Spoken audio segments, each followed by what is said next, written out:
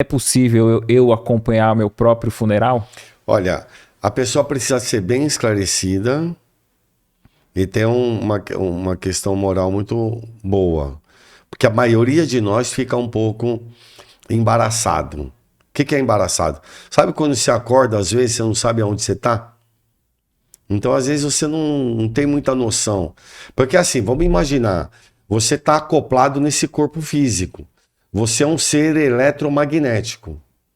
É uma força gravitacional forte, muito forte ali, né? Que está unindo a gente ao corpo. Você vai se desligar dela.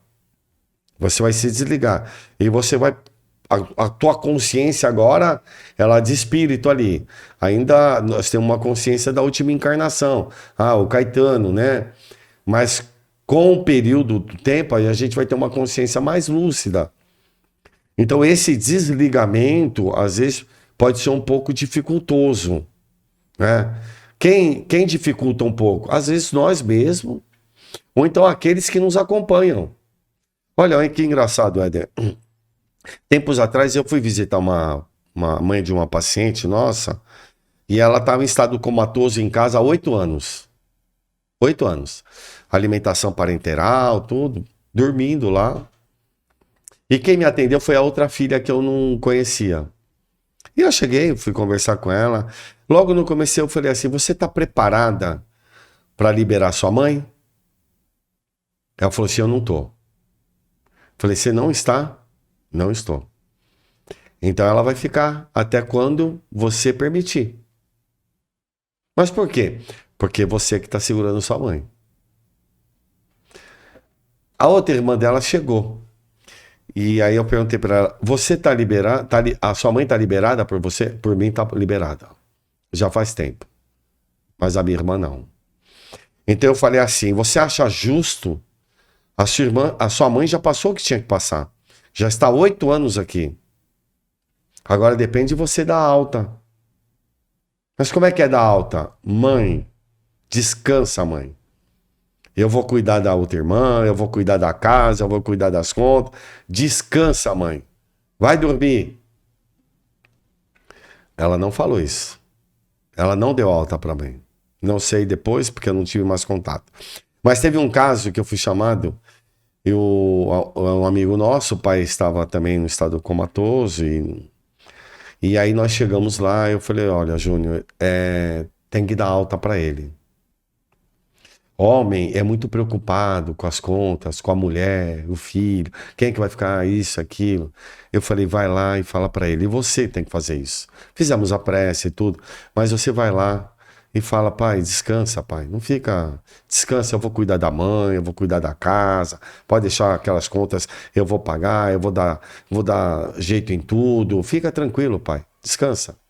Eu falei para ele: faça isso. Ele fez isso. 1 hora e meia depois, ele falou: o meu pai desencarnou. Então, ele falou: meu pai morreu. Então, assim, ele queria fazer a prática da eutanásia. Porque, como médico, ele queria fazer. O pai também era médico. Tinha uma questão cética ainda, né? Eu falei: não, não faça. Mas dê alta para ele. E assim, às vezes eu vou em alguns lugares e é exatamente para isso. Às vezes para dar alta. Não sou eu que dou alta, é quem tem uma ligação forte com a pessoa. O André Luiz fala, né, que a nossa mente cria como se fossem umas redes, né, de retenção, né, que segura ali o moribundo, né? O ideal, então, é ficar pôr na mão de Deus, porque nem orar. Porque às vezes tem alguém que está numa situação difícil e a gente fala: ora para que fique bom, né? Então você vê que o da alta do espírita é o quê? É melhorar o quadro do paciente. Olhando o espírito integral, né? Não a matéria. Mas eu passei uma vez uma situação de apuro, viu, Ander? Eu não vou citar os nomes, né?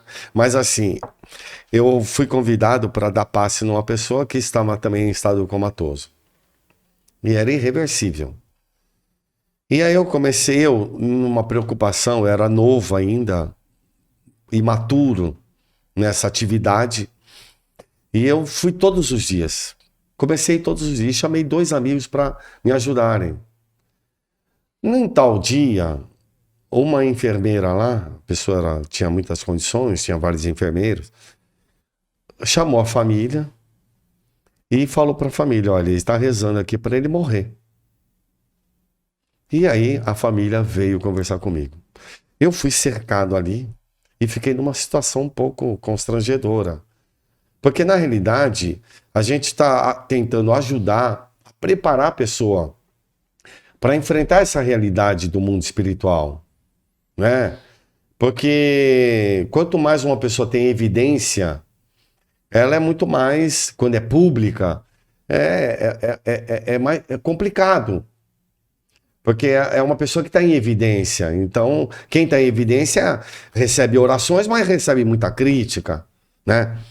E aí as pessoas vieram me questionar e eu me senti numa situação embaraçosa. Porque na realidade eu fui lá para ajudar a pessoa, né, a sair daquela condição, entrar numa condição melhor, né? E somente isso. E eu me vi numa situação meio delicada. Aí eu tinha contato com o Divaldo Franco, mandei um recado para ele e falei, olha, aconteceu isso. Qual a sua orientação? Ele falou, não vá todos os dias. Vá uma vez ou outra, porque senão gera uma expectativa. Gera uma expectativa do que um cara vai viver. E o Divaldo passou por uma situação semelhante. Ele falou que foi chamado lá para dar passe numa pessoa. E ele falou, pediu pro Dr. Bezerra, Dr. Bezerra me ajuda para dar passe nessa pessoa. E aí foi lá e deu passe numa pessoa, e o Dr. Bezerra falou, dá o passe que ele vai ficar bom. E aí, o Divaldo deu passe, falou, ele vai ficar bom, ele vai ficar bom. No dia seguinte, ele foi passar em frente à casa, estava todo mundo lá, e o cara morreu.